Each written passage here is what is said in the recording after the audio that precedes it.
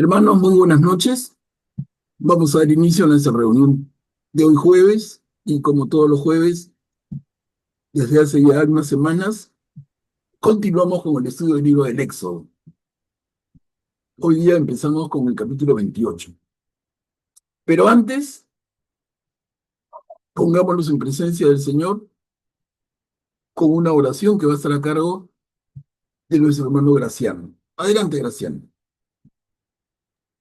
Gracias, Manuel Pablo. Hermanos, buenas noches.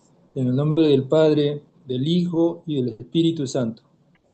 Espíritu Santo, ilumina nuestro entendimiento para estudiar la Sagrada Escritura y recibir la presencia de Dios que se manifiesta mediante tu palabra. Abre nuestros corazones para recibir el amor de Dios y que lo hagamos realidad en nuestras acciones de cada día. Instrúyenos con tu palabra, de manera que seamos signos de tu presencia en nuestras familias. Amén. En el nombre del Padre, del Hijo y del Espíritu Santo. Gracias, Graciano. Comenzamos entonces. Estuvimos viendo en la última reunión, el jueves pasado, al final lo que tuve que ver con indicaciones que da el Señor sobre la tienda del encuentro. Es uno de los nombres que tiene la carpa del encuentro. Es otro. La morada es otro. Pero ¿a qué se refiere? Morada como casa, ¿no? La casa de Dios. ¿Y a qué se refiere esta morada, esta tienda, esta carpa? Se refiere a la casa de Dios, lo que vendría a ser después el templo. Recordemos, en este momento, los israelitas están cruzando el desierto guiados por Moisés y es impensable que construyan un templo fijo como un edificio cuando ellos se están moviendo. Entonces, la salida es genial. Una gran carpa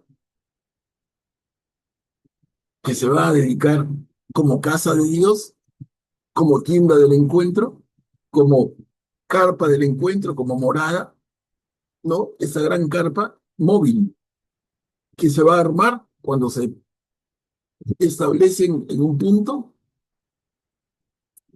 y se va a desarmar cuando se preparan para salir y continuar camino. Entonces, hay todo un trabajo enorme de primero armar, luego custodiar, mantener y limpiar, y luego desarmar, y luego transportar, imagínense. O sea, siempre hay trabajo con esa tremenda carpa. Armar la carpa, cuidar la carpa, mantenerla limpia, desarmar la carpa, transportarla al nuevo punto donde el pueblo se va a establecer en este camino largo por el desierto. Entonces, para todo esto, hay necesidad de un grupo de personas que se encargue y trabaje especialmente en ello. Y adelantando, porque lo vamos a ver con más detalle, estos hermanos israelitas que se van a dedicar al cuidado de la carpa de la tienda del encuentro, en todas estas funciones, como les digo, es armarla, mantenerla, vigilarla, limpiarla, desarmarla, transportarla y sí, esto una y otra vez. Esto va a estar a cargo de un grupo de israelitas, pero no es cualquier grupo. Van a dedicar a esto a una tribu entera, una de las 12 tribus que descienden de Jacob. Y esta tribu es la tribu de Leví. Leví es uno de los hijos de Jacob. Y va a corresponder a Leví y sus descendientes esta labor, el cuidado de la tienda del encuentro.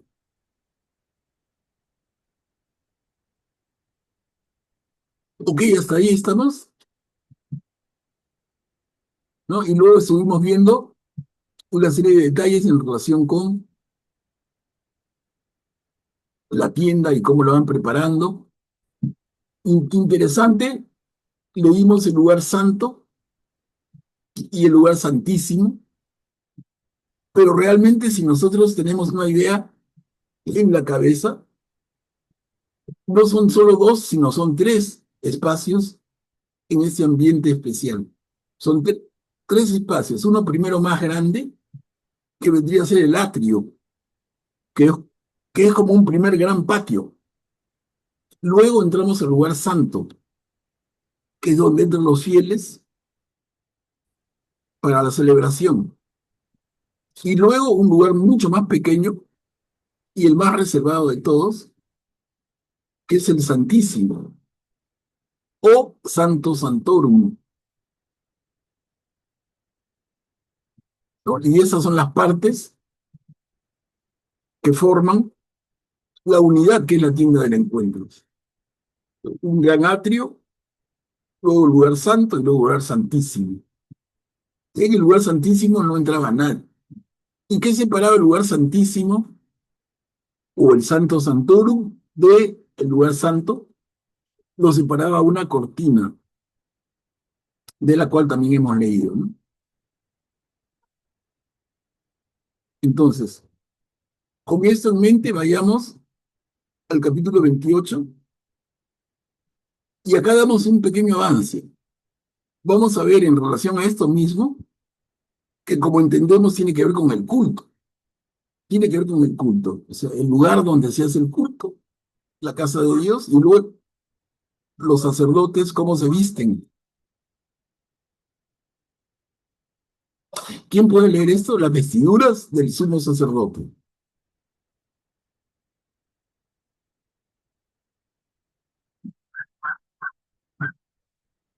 Yo puedo leer, Manuel Pablo. Adelante, gracias, Racine. Las vestiduras del sumo sacerdote. Entre todos los israelitas, elige a tu hermano Aarón y ordénale que se acerque a ti para que sea mi sacerdote. Manda que se acerquen también sus hijos Nadab, Abiú, Eleazar e Itamar. Luego harás las vestiduras sagradas de tu hermano Aarón, a fin de que esté magníficamente ataviado.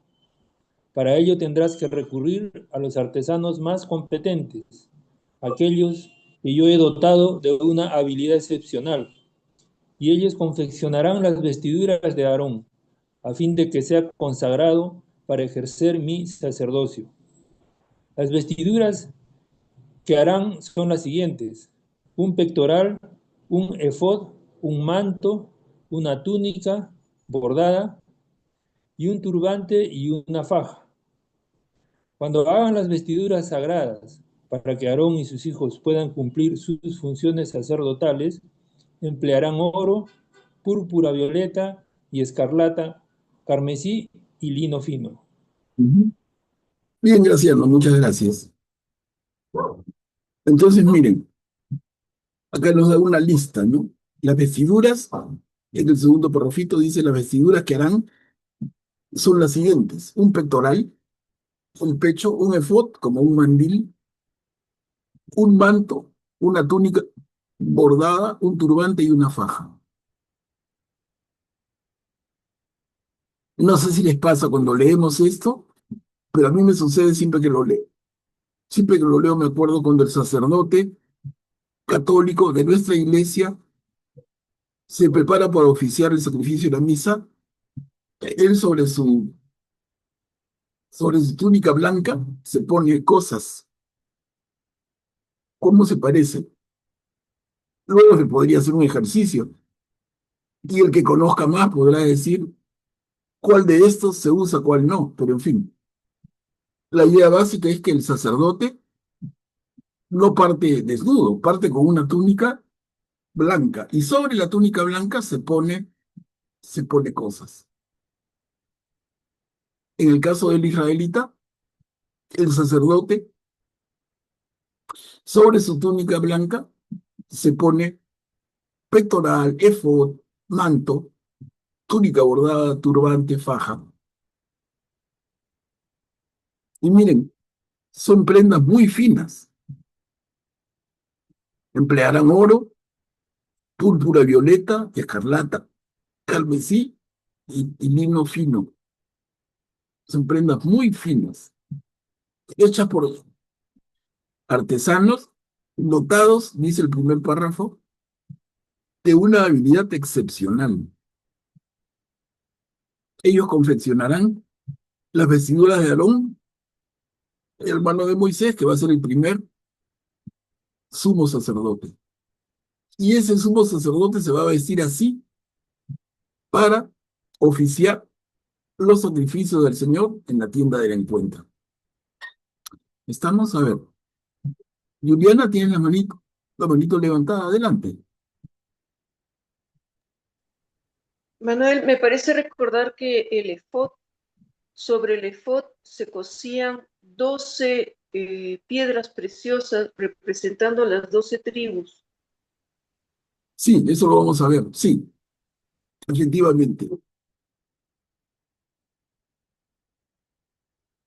Pero como introducción general a la vestidura, nos ubicamos, ¿no? Porque luego he preparado una diapositiva muy simple, pero que puede ayudarnos a entender más esto. Es una figura que he tomado del internet y que la presento, miren. Vestiduras del sumo sacerdote.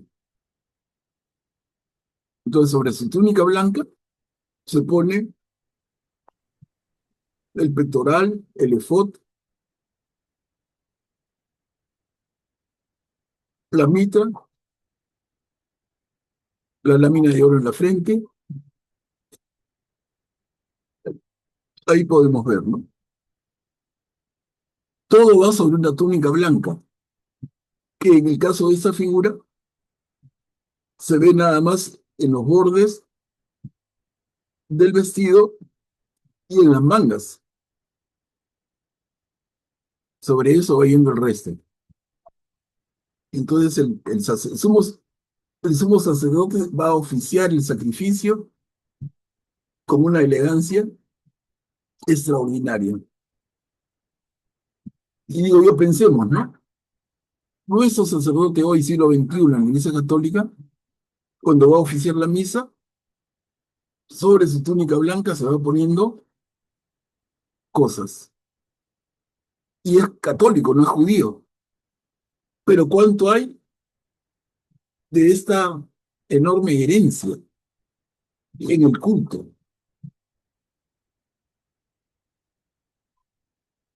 ¿Hasta aquí algún comentario, hermanos?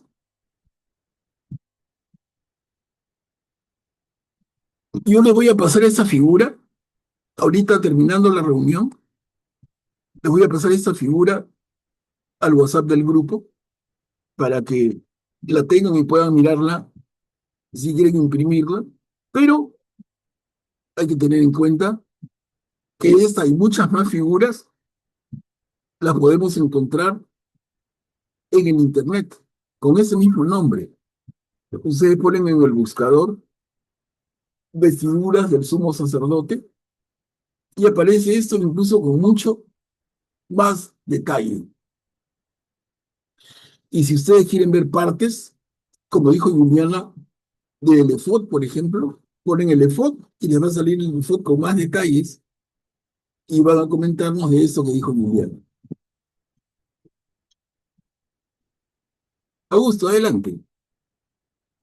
Me parece que buenas noches, me parece que los sacerdotes orientales, tanto ortodoxos como católicos, eh, tienen vestimentas más parecidas a lo que era un sacerdote del Antiguo Testamento, ¿no? Son bastante similares, incluso un tipo de turbante, tiene más adornos, ¿no? Que lo que tienen los sacerdotes católicos en la actualidad. Claro, Augusto, el sacerdote católico romano es como que más, siendo elegante, es más sencillo. No es tan oro, púrpura y tantas cosas tan finas, ¿no? Es cierto lo que dices. O sea, hay gente hay ramas del cristianismo que conservan mucho más la tradición que otras. Y los orientales son especialmente conservadores en el tema de esas tradiciones. Eso nos da una idea, no es que el sacerdote del Antiguo Testamento del pueblo de Israel se lava las manos, se lava la cara y sale a hacer el sacrificio, no, miren, se prepara para... Entonces, eso nos hace una idea de lo importante que es prepararnos para ponernos en presencia del Señor.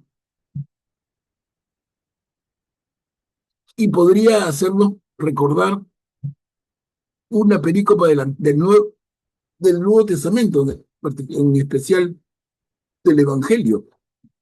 ¿Se acuerdan de los invitados a la boda? Que los invitados no quieren ir y el Señor le dice a los siervos, vayan, inviten a los que están en el camino para que llenen la fiesta. Tanto que hemos preparado no va a ser en vano. Y la casa se llena de invitados que no eran los primeros. Pero hay uno que no está preparado con adecuadamente para la fiesta y el Señor hace que lo voten. Dice, y habla del rechinar de dientes y todo esto. Un poco la figura de no estar preparado para estar en presencia del Señor. ¿Cómo se mantiene esto tan fuerte, no? Y la reflexión que haríamos es, ¿y qué significa que nosotros nos preparemos para estar en presencia del Señor? Nos hace pensar en algo tan práctico como es, y cómo debemos ir vestidos para asistir en una misa dominical. ¿Cómo debemos ir a la misa dominical? ¿En chor? ¿En, en sayonaras? ¿En un polito sin mangas? ¿O hay un cierto decoro que hay que mantener? No digo que nos pongamos tan elegantes como ese sumo sacerdote del pueblo de Israel, pero nos da una pista. Ponte una ropa adecuada, mínimamente aceptable. A la mujer le dirán no vayas en minifalda, no vayas con tremendo escote. Al hombre le dirán no te pongas short o esos pantalones rotos. Y vienes y recordamos de niños que ahora ya no se habla de esto, pero los más viejos nos acordamos del famoso traje dominguero, ¿no? Nosotros podíamos tener siempre poquita ropa, pero había una que era para la misa del domingo y nos la quedábamos puesta para el almuerzo del domingo, ¿no? Yo recuerdo de niño siempre la misa antes del almuerzo y el almuerzo familiar después de la misa, y siempre con el traje dominguero, que era el mismo. Era la misma camisa, el mismo pantalón. No había pues una variedad como ahora los chicos, camisa de todos los colores, no, la misma, pero dominguera. Lavadita, limpiecita, planchadita, no estaba rota, no estaba sucia, no estaba bajada.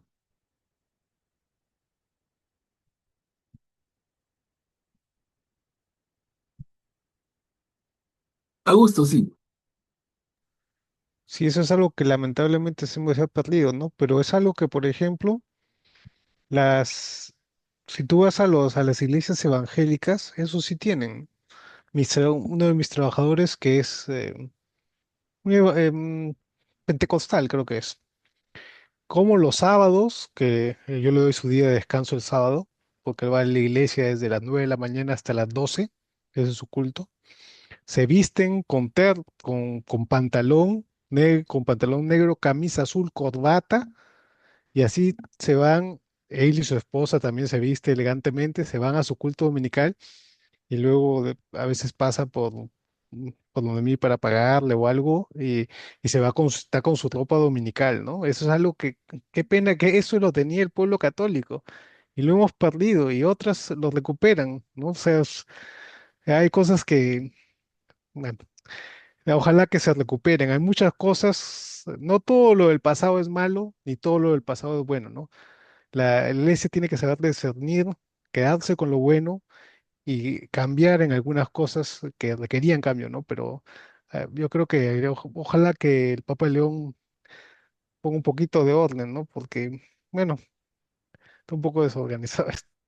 Sí, Augusto, pero no sé la experiencia de los demás, pero generalmente los párrocos o los sacerdotes oficiantes recomiendan de cuando en cuando la forma de vestirnos y presentarnos a misa, ¿no? Lo recuerdan.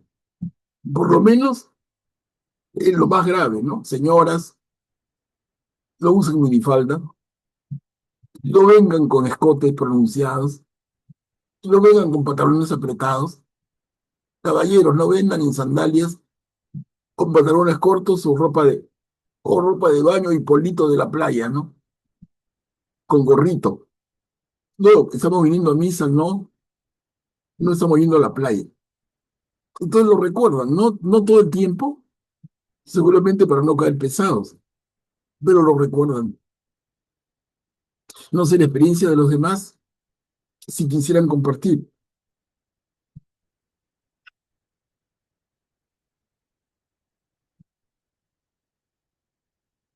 ¿no? Bueno, si no, a ver, Graciano, adelante. Gracias, Manuel Pablo. Yo la verdad que yo me acuerde, creo que una vez escuché a un sacerdote mencionar el tema de el vestir respetuoso durante la misa, ¿no? Este, pero yo creo que debería ser más frecuente, porque yo lo veo, yo voy acá en Lima a la iglesia nuestra en San José de vez en cuando y también voy a otra iglesia acá en el Parque Kennedy. Y ahí se ve bastantes hombres y mujeres que visten de una forma irrespetuosa, ¿no? Yo sé que se sentirán más cómodos por el verano, ¿no? Pero hay que hacer un esfuerzo, ¿no? O sea, uno no va a la misa a ganar comodidad, a sentirse muy cómodo, sino a orar y a honrar a Dios, ¿no? Entonces, la gente debería ser un poco más consciente en eso. Y yo creo que no haría mal el sacerdote de vez en cuando comentar, ¿no? Que se necesita respeto en la iglesia, respeto a Dios y a los otros, a las otras personas que asisten, ¿no?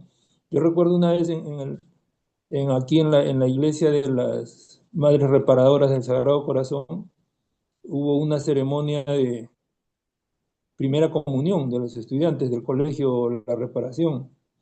Y claro, todos estábamos muy elegantes y a una mamá se le ocurre ir con ropa muy nueva, muy bonita, pero minifalda.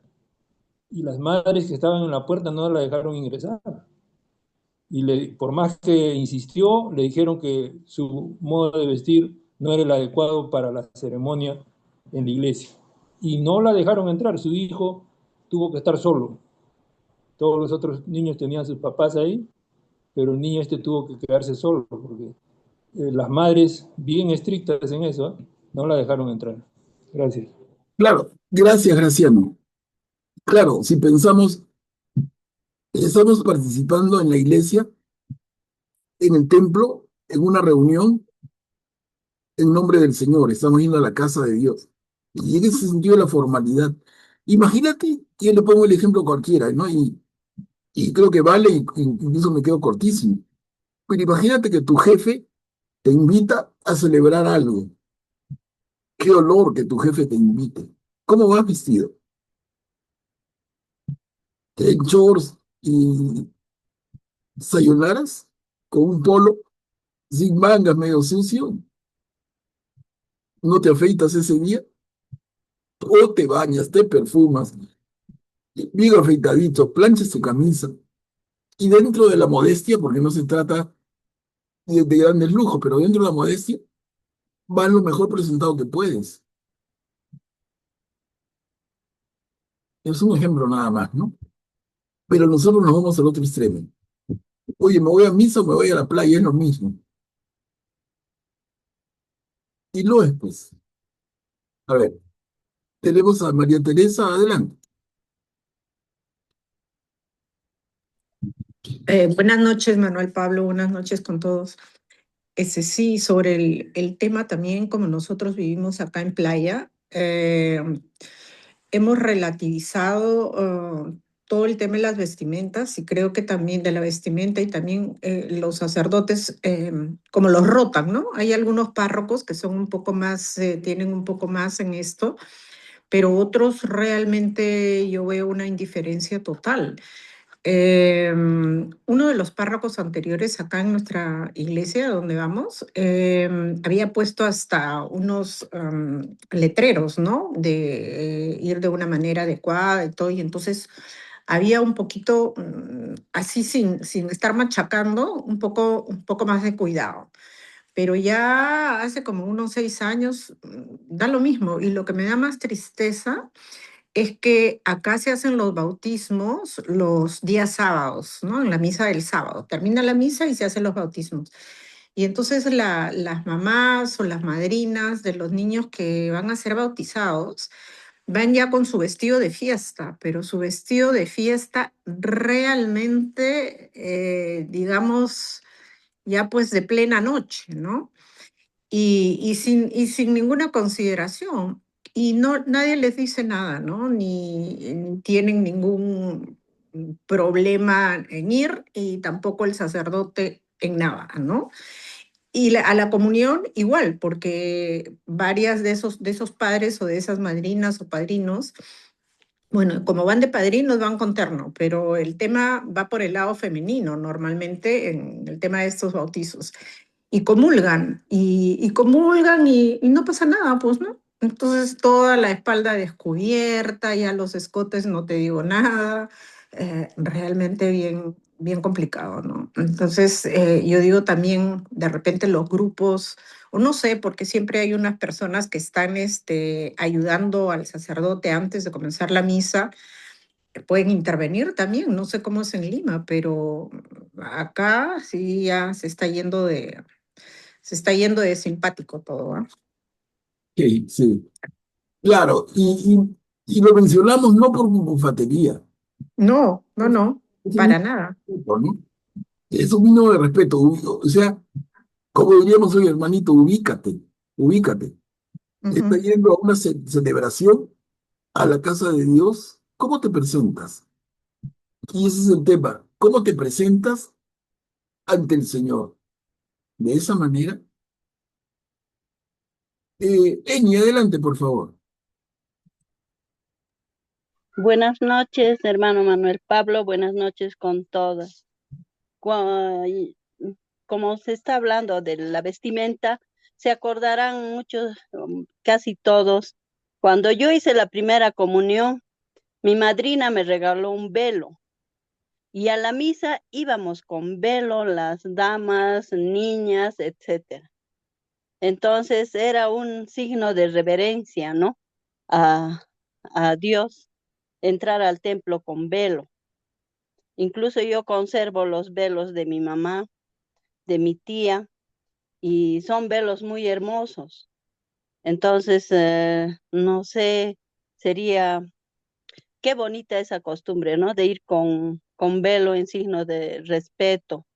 Y bueno, sobre la vestimenta de escotes, pantalones ajustados, yo acá en Cusco, saben que yo soy de Cusco, yo veo más que todo en los jóvenes. No así, claro, acá por el clima, la gente adulta va con casaca, saco, etcétera, ¿no? Y en determinadas iglesias la gente va elegante. Bueno, particularmente el domingo, yo cuando voy a misa, a veces mis vecinos me preguntan a qué fiesta estoy yendo. Entonces, yo pienso que también es de casa, ¿no? Eso es de casa. Eso es todo, Manuel Pablo. Claro. Gracias, Eni, por compartir. Buenas noches, hermano Manuel Pablo. Buenas noches, hermanos. En un tiempo estuve por el 2004 o 2013 en el camino neocatecumenal y en las catequesis ya se iban preparando la forma de decir para ir a la Eucaristía. Y yo me quedé más bien impresionada cuando asistí a una primera Eucaristía, que todo era brillante, como si fuera una gran boda, y como que es, ¿no? La Eucaristía es un banquete. Entonces, como que la vestimenta tiene que estar de acuerdo a la Eucaristía, a la presencia viva de Dios en la consagración. Y se prohibía ni jeans, ni ropa sport, o sea, todos estaban como una fiesta verdadera.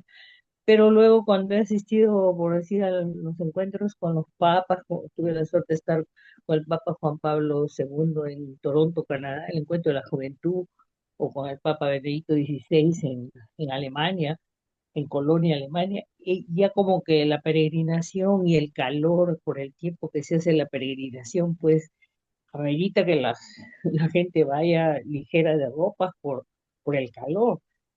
Y sin embargo se dan los signos en el trayecto del camino, viene la lluvia, como que son signos, puede que estamos yendo ahí en una peregrinación para encontrarnos con el representante de Dios y es una maravilla ver que no sé cómo provee los paraguas o cómo, ya no me acuerdo en ese tiempo, pero como que vamos con fundas de plástico para cubrirnos un poco, pero a la vez también es algo así como nuestra selva, ¿no? Te empapas y luego el calor también te seca la ropa, pero ya como que se aligera la ropa, ¿eh? Porque ya es en un ambiente abierto, la Eucaristía donde van todos los países del mundo y cada lugar para cada país está designado, ¿no?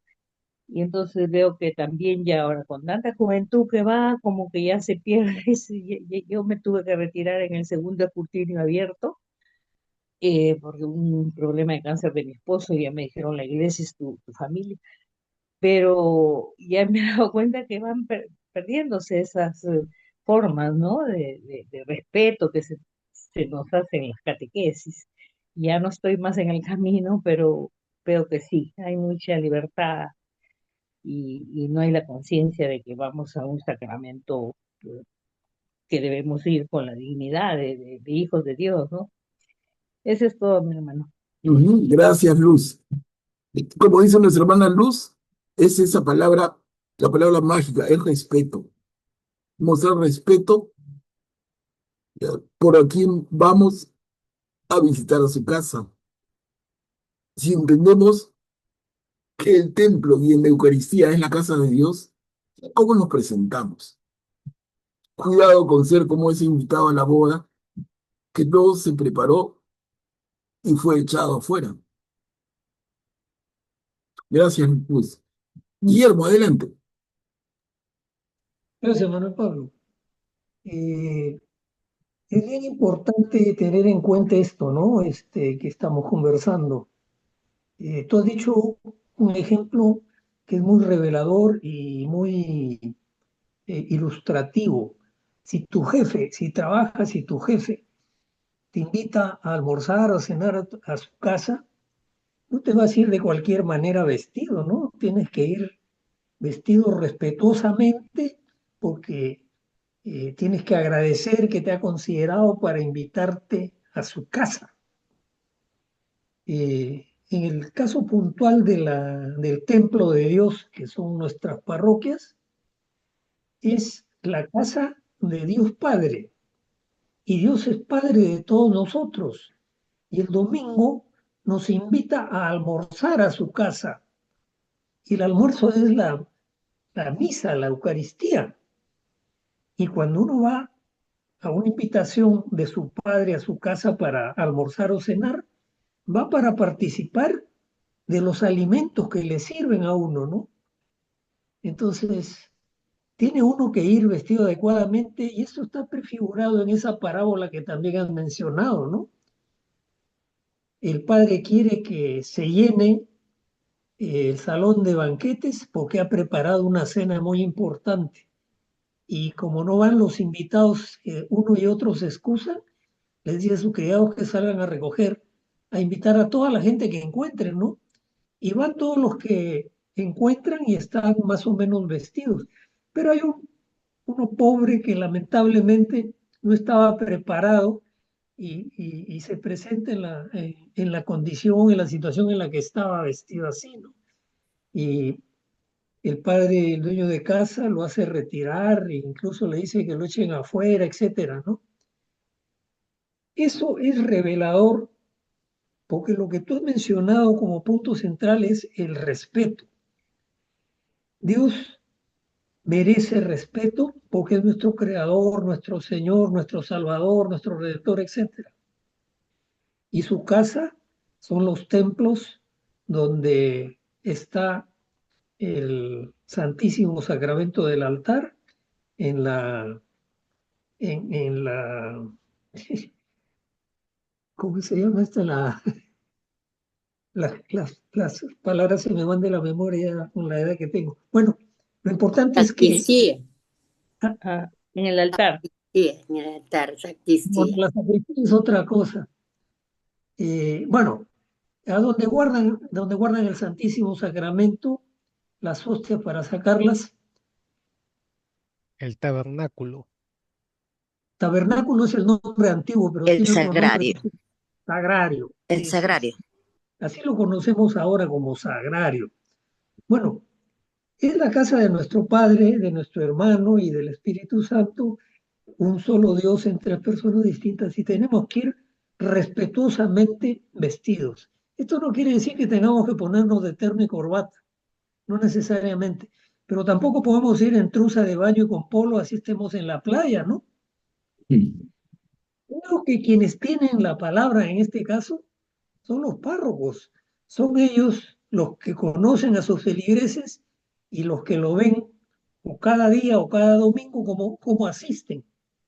Y de acuerdo con eso, es el párroco el que tiene que, con el tacto, la sutileza, el amor, la caridad necesarios, decirle a quien no está yendo adecuadamente vestido, ¿no? Para que no sean los casos extremos que ha narrado alguien de que una madre a una primera comunión o a una ceremonia importante no la dejan ingresar porque no está vestida adecuadamente, ¿no? Son casos extremos, pero creo que eso es fundamental, el respeto. No vamos a cualquier lugar, vamos a la casa de nuestro Padre Celestial a celebrar la cena a la que nos ha invitado cada domingo.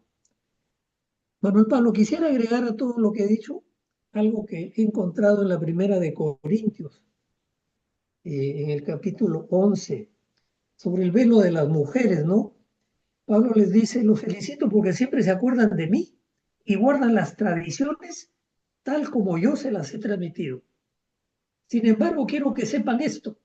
Cristo es la cabeza del hombre, la cabeza de la mujer es el hombre y la cabeza de Cristo es Dios. En consecuencia, el hombre que ora o profetiza con la cabeza cubierta deshonra a su cabeza. Y la mujer que ora o profetiza con la cabeza descubierta deshonra a su cabeza, exactamente como si estuviera rapada.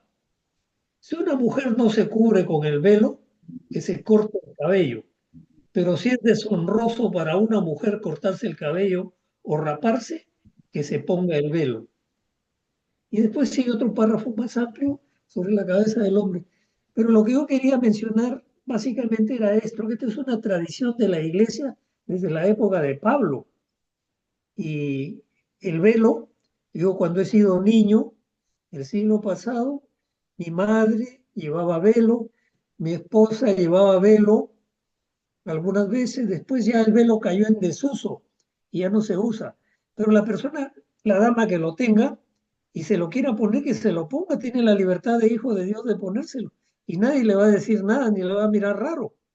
Simplemente es una expresión de respeto por el lugar al que uno asiste y lo que uno está celebrando en ese lugar. Nada más, Manuel Pablo, muchas gracias por su... Gracias, gracias, Guillermo.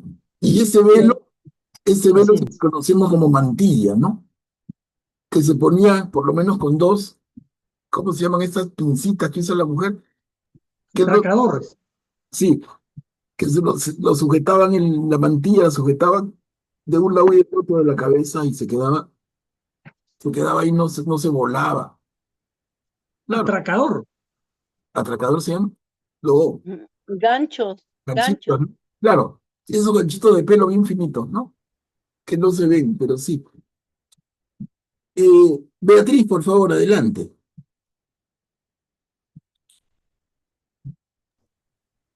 Buenas noches, hermano Macha Manuel. Eh, yo quería añadir a todo esto de lo que estamos hablando que si bien es cierto que el párroco generalmente no lo dice, yo tampoco lo escucho mucho en mi parroquia, pero sí he escuchado en mi parroquia que menciona el monitor durante la misa, antes, bueno, al inicio de la misa, o sea, mejor dicho, antes que inicie la misa, el monitor hace recordar a las personas, a los feligreses, ¿no? Que deben venir con ropa adecuada. Y claro, ¿no? Porque si el párroco no lo dice, nosotros tenemos que hacerlo. Eh, y a mí me parece importante eso que se mencione, porque pareciera, ¿no? Que muchos de los feligreses, pues, no saben con quién se van a encontrar ahí, o simplemente van a misa porque les toca ir a misa y no tienen es eso, ¿no? Que con quién nos vamos a encontrar allí. Allí nos vamos a encontrar con nuestro Señor Jesús y cómo estamos, ¿no? Cómo estamos vestidos ante Él. Y, y también quisiera agregar, Manuel, esta parte de que si viéramos, pues, si fuéramos más conscientes de que el sacerdote, ¿no? El párroco está vestido adecuadamente, nosotros también deberíamos estar igual. Y haciendo mención de lo que justamente hemos leído en esta pericopa, en la primera que has leído, que hemos leído, hay una parte en la que dice, haz, haz para tu hermano Aarón ropas especiales que le den esplendor y belleza. Y creo, dicen otras palabras, esto lo he leído en mi Biblia, pero con otras palabras bastante similares. O sea que las ropas, ¿no? Las ropas con las que está el sacerdote es especial. Y nosotros también tenemos que ir pues con algo especial, ¿no? No será pues, como dijo Guillermo, no será con saco y corbata, pero no es la ropa pues con la que estamos en la playa o con por lo que queremos sentirnos cómodos simplemente, ¿no? No es eso. Bueno, eso era. Gracias. Gracias, Beatriz. Y miren, y a propósito del comentario y de comentarios anteriores, ¿es labor del párroco? Sí, del sacerdote oficiante también, pero también, como sugirieron, que cada uno de nosotros los fieles. ¿Y cómo podemos intervenir nosotros los fieles? En la línea de lo que conocemos y que hemos visto y comentado en reuniones bastante anteriores, eso que conocemos como corrección fraterna, ¿no? La famosa corrección fraterna, de la cual nos habla el mismo Pablo. Corrijámonos, corrijamos al hermano y nos explica cómo, y está en el Evangelio. A ver, bueno, avancemos, ¿no? La vestidura del sumo sacerdote. Y acá leemos en dos diapositivas esta pericopa, que nos va a hablar del efod. En particular, y va a tener que ver con lo que dijo Liliana al inicio. ¿Quién puede leer?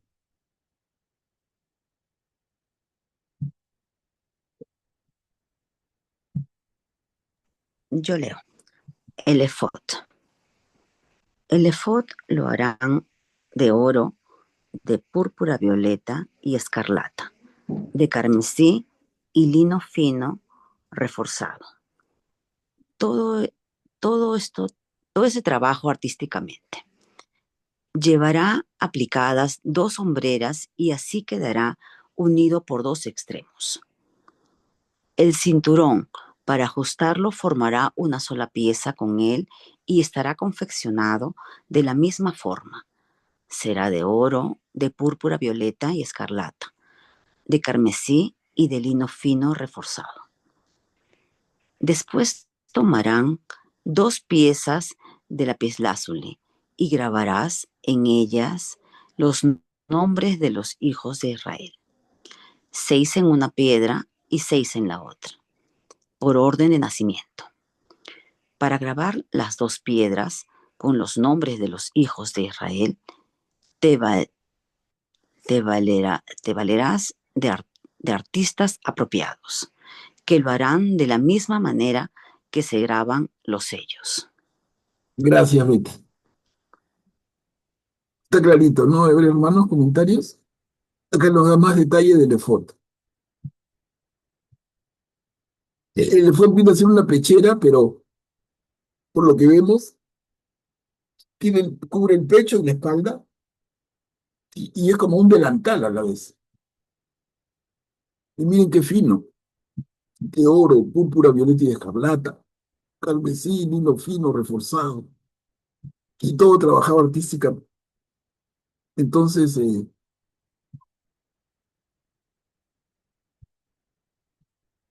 estará confeccionado en una sola pieza. Y después las dos piedras de lapislázuli, grabadas en cada una, los nombres de 6 y 6 de las 12 tribus de Israel.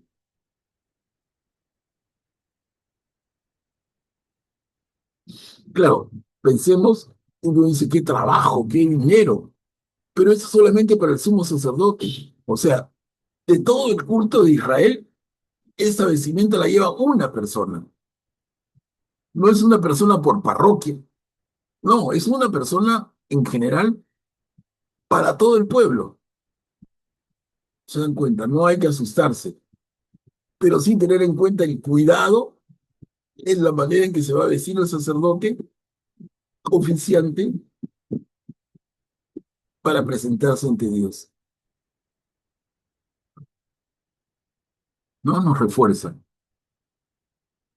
Como les decía y les recomiendo, esto lo podemos ampliar con figuras. O sea, yo les he mostrado la figura anterior, que les he ofrecido pasársela, pero ustedes busquen. Y busquen el buscador y ponen el efod y va a salir imagen. Y van a salir imágenes con flechitas, indicando cosas. O sea, tenemos una enciclopedia viviente, perdón, una enciclopedia disponible más grande que la Biblioteca de Alejandría, a la mano y gratis, que se llama el Internet. Consultémoslo, es gratis. Y es una maravilla. A ver, continuamos. Beatriz, falta la segunda diapositiva. Sí.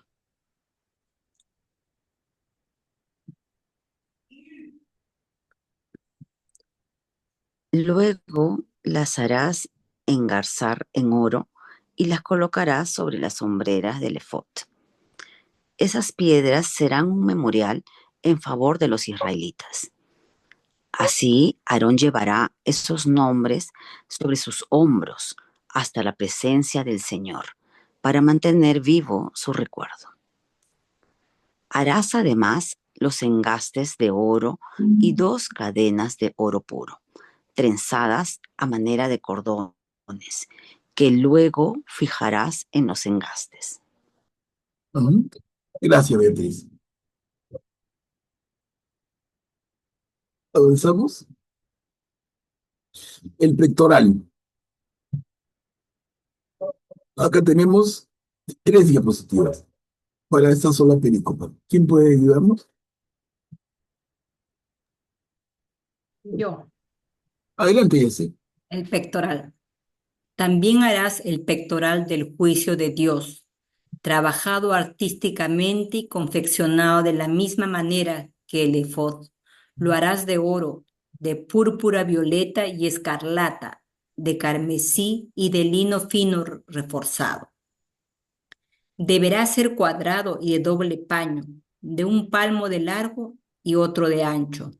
Lo guarnecerás de piedras preciosas dispuestas en 4 hileras. En la primera habrá un jaspe rojo, un topacio y una esmeralda. En la segunda, un rubí, un zafiro y un diamante. En la tercera, un ágata, una cornalina y una amatista. Y en la cuarta, un crisolito, un lapislázuli y un jaspe verde. Todas ellas estarán engarzadas en oro. Las piedras serán 12 en total, como los nombres de los hijos de Israel, y cada una llevará grabado el nombre de una de las 12 tribus, que es como se graban los sellos. Además, harás para el pectoral unas cadenas de oro puro, trenzadas a manera de cordones, y 2 argollos de oro que luego ajustarás a sus 2 extremos superiores. A ver, continuamos. Sujetarás las 2 puntas de las cadenas de oro en las 2 argollas que están en los extremos superiores del pectoral, y unirás las otras 2 puntas a unos engastes para poder colocarlas sobre las sombreras del efod. Por la parte de adelante harás asimismo 2 argollas de oro y las ajustarás a los 2 extremos inferiores del pectoral, sobre el borde interior, el que da hacia el efod. También forjarás otras 2 argollas de oro, adhiriéndolas a las 2 hombreras del efod, por la parte de adelante y bien hacia abajo, o sea, cerca de la costura y encima del cinturón. Así el pectoral se podrá sujetar haciendo pasar entre sus argollas y las argollas del efod un cordón de púrpura violeta para que el pectoral quede fijo sobre el cinturón y no se desprenda del efod.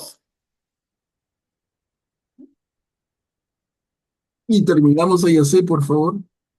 Cada vez que Aarón entre en el santuario, llevará sobre su corazón en el pectoral del juicio de Dios los nombres de los hijos de Israel, para mantener siempre vivo el recuerdo de ellos en la presencia del Señor. En el pectoral del juicio de Dios introducirás además el Urim y el Tumim, a fin de que Aarón los tenga sobre su pecho cuando se presente delante del Señor. Así Aarón llevará siempre sobre su pecho en la presencia del Señor el dictamen de Dios para los israelitas. Gracias. Gracias, Ayacé. Cuando habla de los nombres de los hijos de Israel, claro, todos lo entendemos, ¿no? Son los hijos de Jacob, que en la pelea con el ángel se le cambia el nombre de Jacob a Israel, pero son los 12 hijos de Jacob, los 12 hijos varones que dan origen a las 12 tribus de Israel. Luego, en el segundo párrafo de esta diapositiva final habla del Urim y el Tumim. ¿Quién nos puede ayudar con esto? Yo sé que lo conocen, pero alguien por ahí no. Entonces, sería bueno que lo tengamos claro. Que no lo queden vacíos, ¿no? El Urim y el Tumim. Augusto, adelante. Me parece que era como 2 piedras que se utilizaban para una suerte de fuertes en las que con eso interpretaban, eh, el sacerdote interpretaba la voluntad de Dios, ¿no? Correcto. Y es, y es curioso porque los mormones, ellos creen pues que Joseph Smith recibió unas tabletas de oro que supuestamente es el libro de Mormón cuando lo traduce. Y aparte dice que recibió un pectoral con el Turim, con el Urim y el Tumim. Imagínense, pues, que le sirvieron para interpretar las tabletas y para escribir el libro de Mormón. Pucha, Dios mío. Todo lo que se inventan estos nuevos. Gracias, Augusto. Sí, efectivamente, ¿no? No hay nada que añadir a lo que ha dicho Augusto, está clarísimo. Esos son el Urim y el Tumim. Y lo añade acá en la última línea. Cuando dice así, Aarón llevará siempre sobre su pecho, en la presencia del Señor, el dictamen de Dios para los israelitas. Entonces, el Urim y el Tumim, pero el Urim y el Tumim funcionan de esta manera.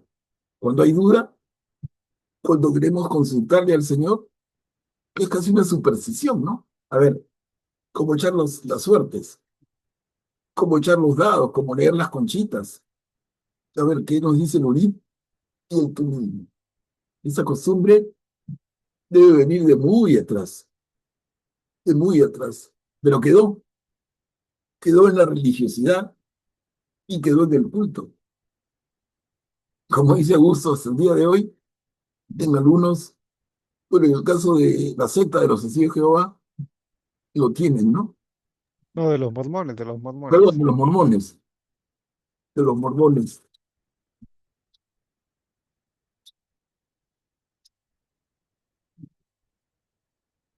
A ver, avanzamos.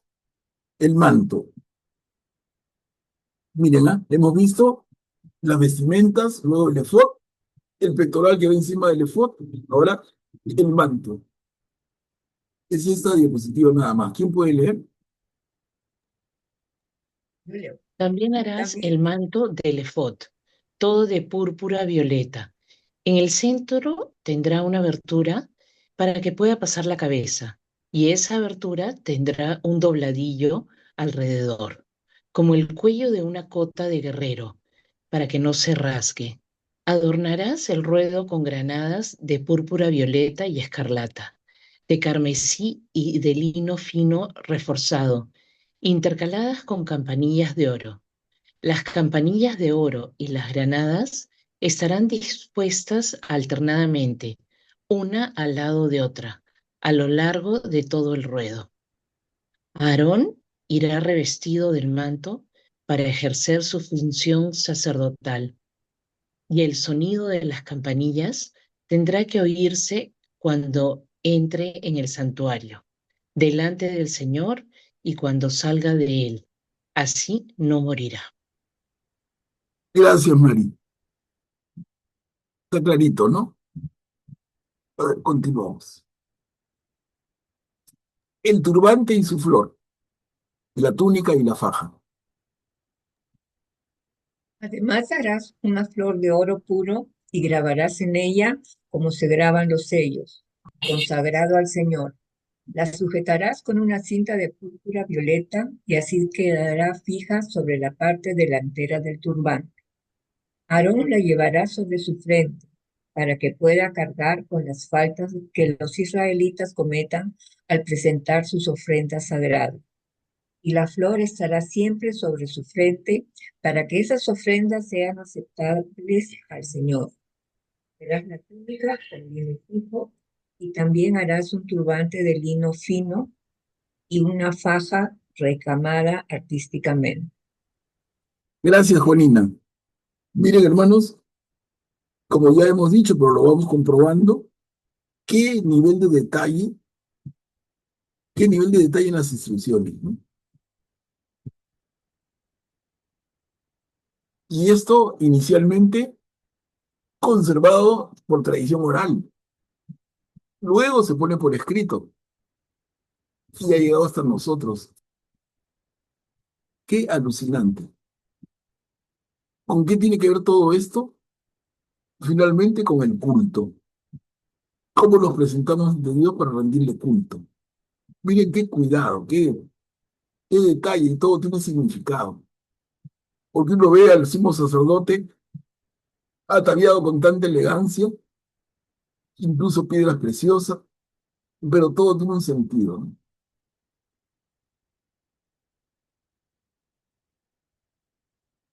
Acá terminamos el capítulo 28, las vestiduras de los sacerdotes.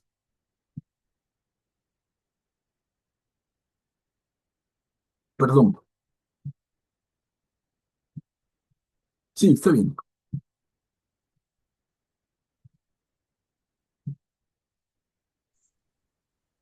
Harás túnicas, fajas y mitras para los hijos de Aarón, a fin de que estén magníficamente ataviados. Así vestirás a tu hermano Aarón y a sus hijos.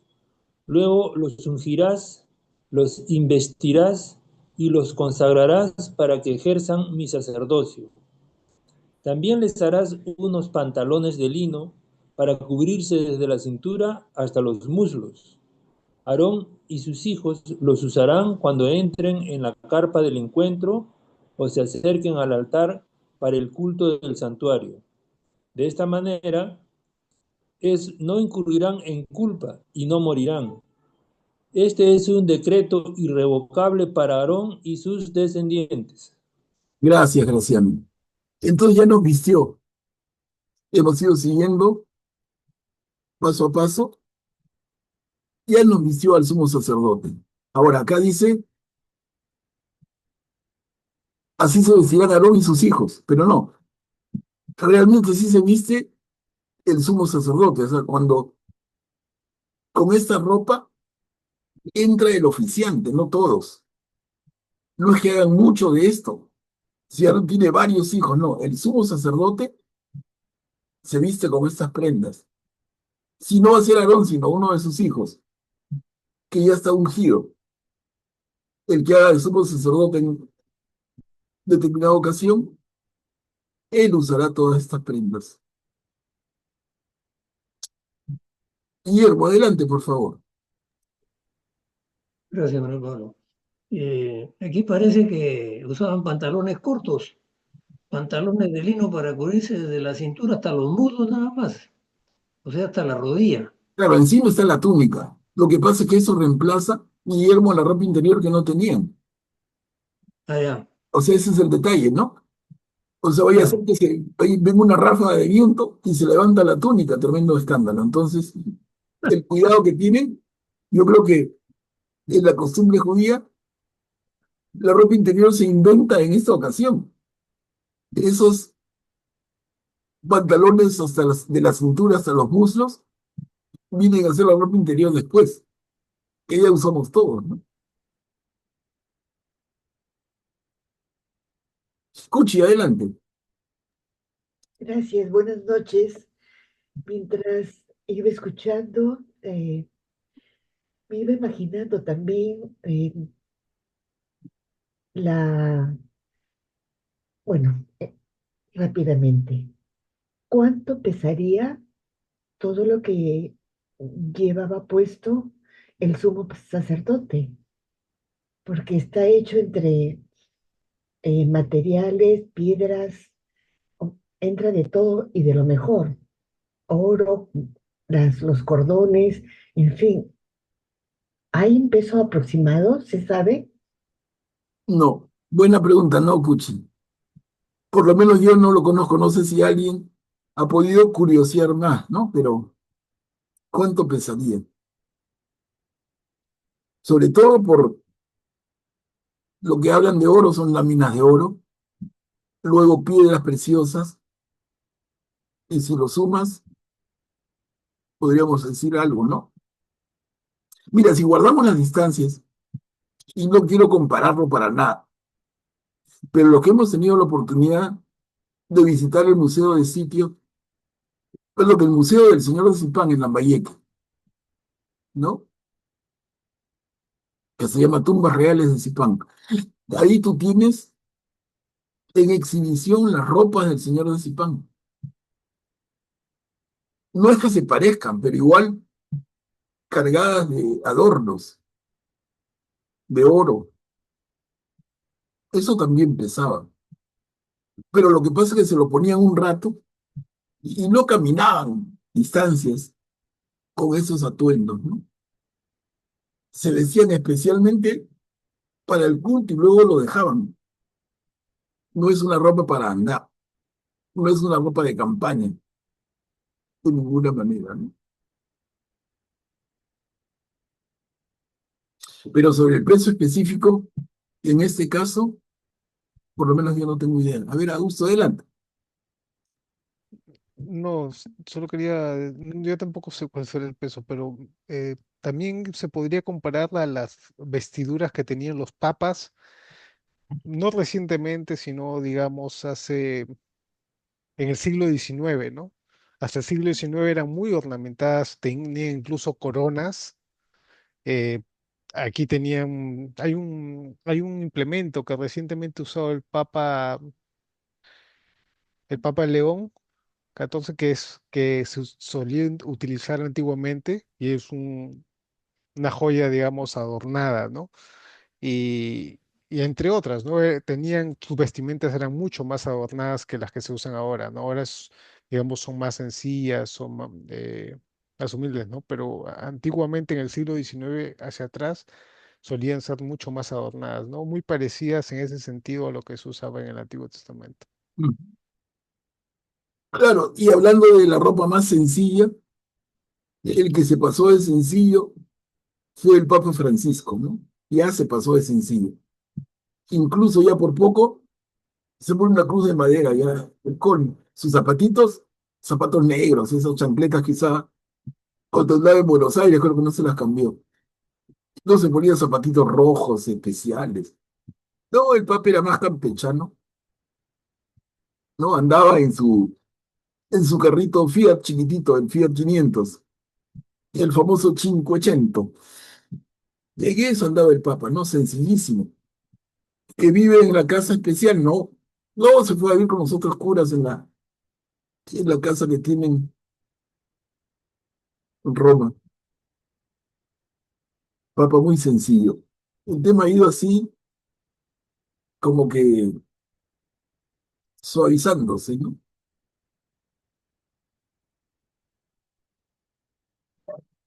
Ahora, miren acá, por tercera vez, cómo termina la película. De esta manera, no incurrirán en culpa y no morirán. Por tercera vez lo reitero. No lo hemos comentado. Porque presentarte al Señor y hacer ofrenda al Señor no bien presentado podía ser lo que se desprende de aquí, incurrir en culpa y morir. Otra vez nos hace pensar en el pasaje del Evangelio cuando el invitado a la boda que no se presenta adecuadamente es echado fuera.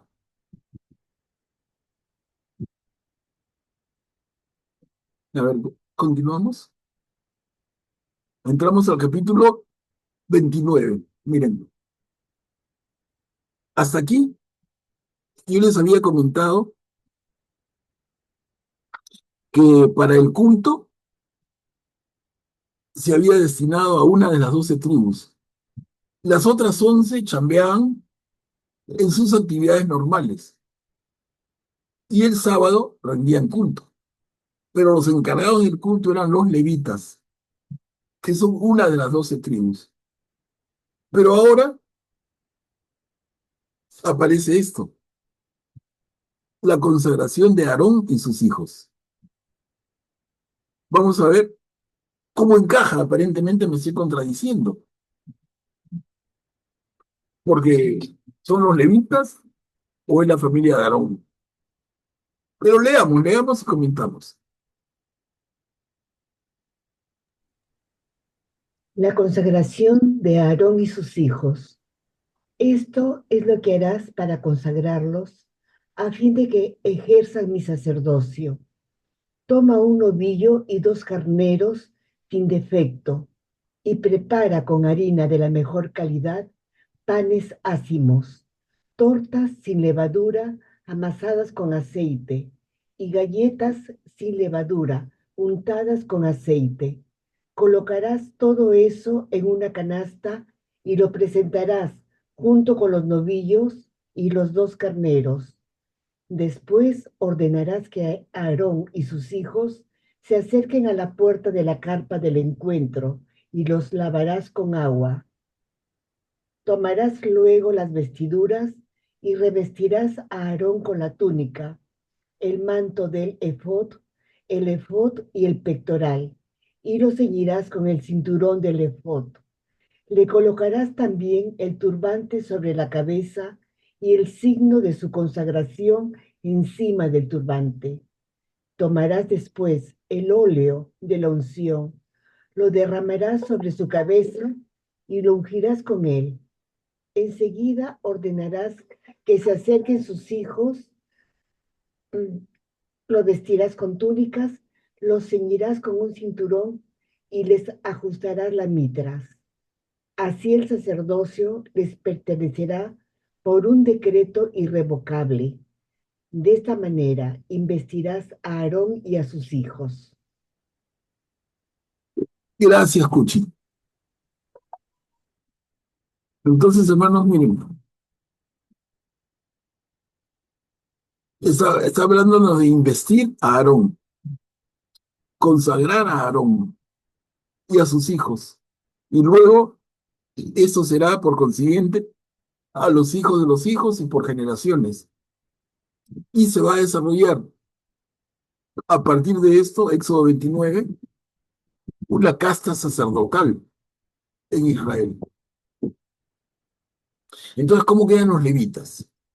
Les digo, pensemos un poquito porque aparentemente, y sería razonable, que los que hacemos una atenta lectura, nos rascamos la cabeza total, ¿son unos o son otros?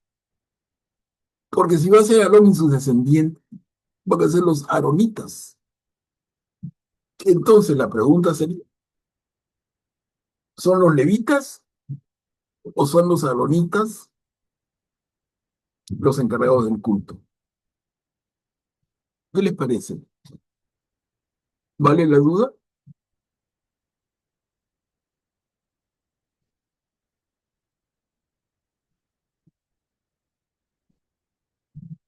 ¿Qué cosa dice la primera línea? Esto es lo que harás para consagrar a Aarón y sus hijos a fin de que ejerzan mi sacerdocio. Y da todo el detalle. Miren, para que ejerzan mi sacerdocio. Entonces aquí pone la línea divisoria.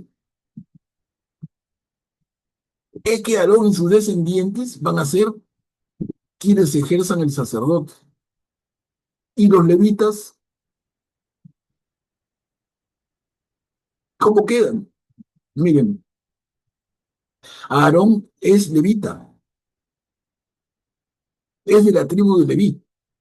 Son 12 tribus en Israel, y Aarón, Moisés, Miriam, su hermana, vienen de la rama de la tribu de Leví, de los levitas.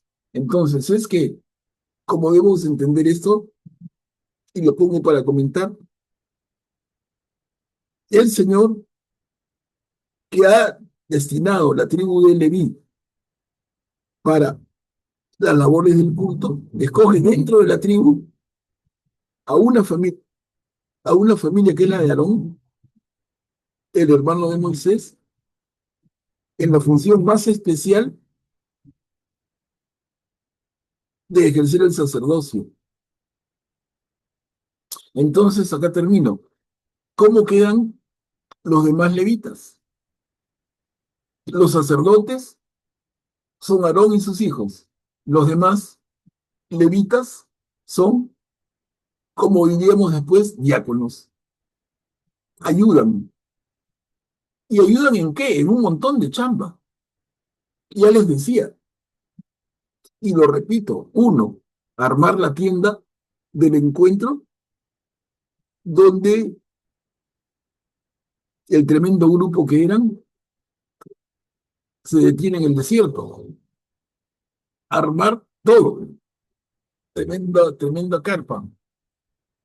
Segundo, mantenerla. Tercero, vigilarla. Cuarto, limpiarla. Y quinto, desarmarla. Y sexto, transportar. ¿Se dan cuenta? Es una chambaza. Entonces, los levitas, el grupo grande, hacían esas labores auxiliares, pero fundamentales. Ahora, los sacerdotes eran un grupo especial de ellos, que son Aarón y sus hijos. Entonces, no hay contradicción. No es que los aaronitas sean unos distintos de los levitas. Los aaronitas son parte de los descendientes de Leví, uno de los 12.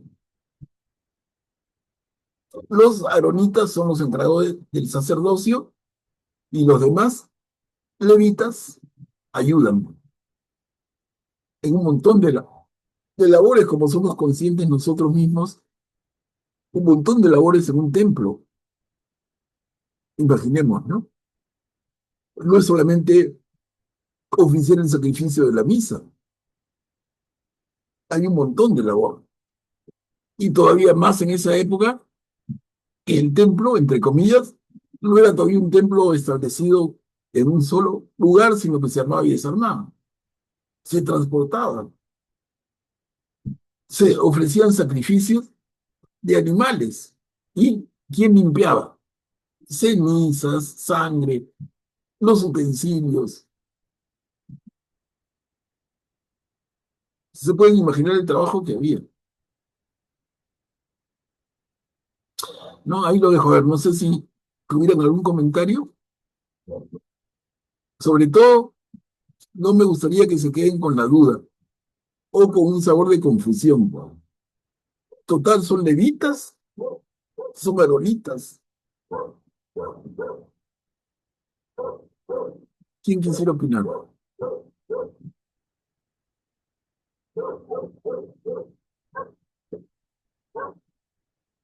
Graciano, adelante, por favor. Gracias, Manuel Pablo. Me parece que ha quedado claro con la explicación que has hecho. Aarón y su familia eran levitas.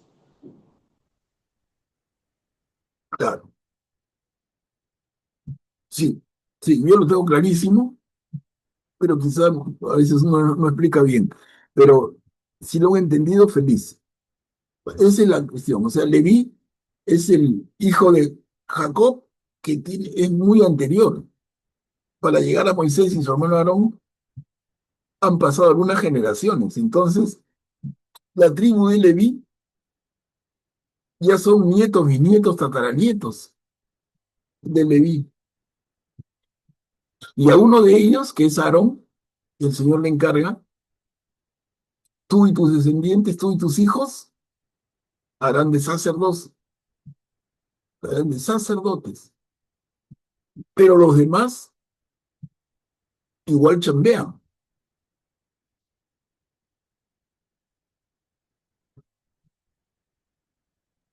¿Qué les parecería si ustedes son levitas y de repente aparece un grupo en el cual no estamos? Dan celos, ¿no? ¿Sería natural? Yo soy levita y de repente el Señor habla de la tienda del encuentro y encarga que unos de nosotros, una de las familias dentro de la gran tribu de Leví, una de las familias oficie el sacrificio como sacerdote y las demás ayudan, trabajan en trabajos auxiliares importantísimos, sin los cuales, ¿quién arma, desarma, transporta? Porque, ojo, no es que cualquiera pudiera tocar las cosas sagradas, si se consideraba todo lo del templo, toda la tienda del encuentro se consideraba sagrado. ¿Quién transporta? ¿Quién carga? ¿Quién limpia? ¿Quién arma, desarma? ¿Quién vigila? Un montón de labores. Está claro, ¿no? A ver, ¿alguien más? Aquí valdría la pena adelantar algo que lo vamos a ver después, pero que también ya ahorita está como que se cae de maduro. Y es, hermano, el tema de el diezmo. Lo adelanto, pero es que tiene que ver, porque yo digo, a ver, son 12 tribus de Israel, y la tierra prometida luego se va a repartir entre las 12 tribus. Pero hay una de las tribus, la de Leví, que se encarga para esta labor. Los demás 11 pueden trabajar en actividades productivas que generan bienes y riqueza, pero Leví no. Leví y sus descendientes, los levitas, solo trabajan en el punto. Pregunto, ¿de qué viven? ¿Qué comen? Y de ahí viene la idea del diezmo. Y lo establece la propia ley del Señor. Esos levitas que no trabajan en nada productivo. Productivo en el sentido de generar riqueza material. No trabajan en eso. Se dedican al culto. ¿De qué viven?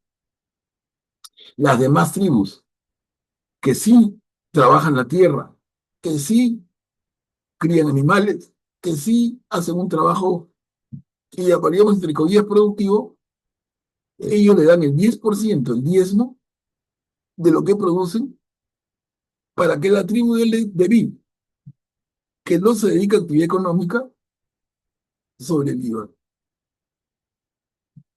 ¿Estamos de acuerdo entonces? Ese es el origen del diezmo que vamos a ver después. Pero creo que es oportuno, ya que estamos hablando de cómo salen los sacerdotes, levitas, aaronitas. Entonces la pregunta era, repito, oye, ¿y estos de qué viven? Los demás chambean en actividades económicas, agricultura, ganadería, artesanía, lo que fuera. Pero los levitas que están en el templo, en este momento todavía es mucho decir templo, ¿no? Pero en la tienda del encuentro, ¿de qué viven? Viven de la caridad, entre comillas, pero es una caridad estipulada, reglamentada, el 10% de lo que los demás producen. De ahí viene hasta al presente un tema que hemos comentado antes, de la contribución a las iglesias, ¿no? De la colecta, o de, en algunos casos, eh, la obligación de contribuir. En algunos grupos evangélicos particularmente, la gente diezma. Eso significa que si yo gano 1.000, el 10%, 100 soles, se lo doy a mi pastor. Si gano 10.000, le doy 1.000. El 10%. Imagínense una sociedad de otro nivel, como en Estados Unidos, el pastor se llena de plata y llegan al extremo de tener aviones privados y unos lujos increíbles. Pero en fin, es otro tema, ¿no? Pero de ahí viene el origen. De ahí viene el origen del diezmo. Quería mencionarlo, no ha aparecido todavía, pero lo vamos a ver más adelante. Pero de aquí viene. Entonces, el orden es, el pueblo es un pueblo muy religioso, vive para Dios, su ley es la ley de Dios, no tienen otra ley. La ley de Dios llega a tal nivel que regula todo en la vida. No es que yo tenga unos principios religiosos y aparte tengo un código civil, un código penal, una ley tal o cual. No, mi ley de Dios es mi ley para todo. Y estamos viendo cómo se desarrolla en todo. Que si tu buey hiere a la persona, que si tú tomas a la esclava, todo te lo regula. No solamente es un tema religioso puntual, sino en todo en tu vida. Y así entonces tenemos, ¿no? Este pueblo, su ley, su dedicación al Señor. Son 12 tribus, una de ellas, los levitas, se dedican a el culto al Señor, y dentro de esa tribu, una familia que es la familia de Aarón, se dedica al sacerdocio. Diferente que ahora, ¿no? Ahora alguien va al sacerdocio por vocación personal, pero en este caso era por descendencia. Tú eres de la familia sacerdotal, tú eres de la familia de los levitas, y te toca esta chamba. No, yo no puedo ser levita por vocación. En el caso del pueblo de Israel, yo no puedo ser sacerdote por vocación. Es por linaje, ¿no? Está claro. Vamos a ver esto mucho más dentro de poco, no se preocupen. Pero repito, quería mencionarlo porque creo que viene a pelo. ¿Alguien que quisiera opinar, hermanos?